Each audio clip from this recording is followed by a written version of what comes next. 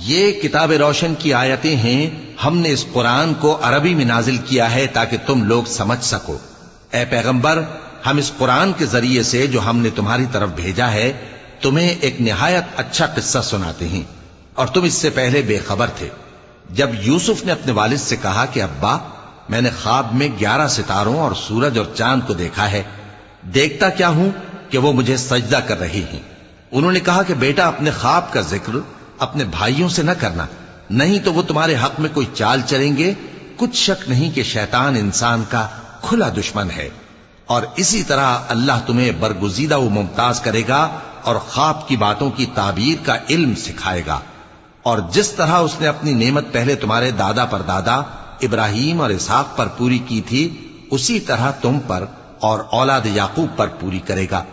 बेशक तुम्हारा परवरदिगार सब कुछ जानने वाला है, हिकमत वाला है।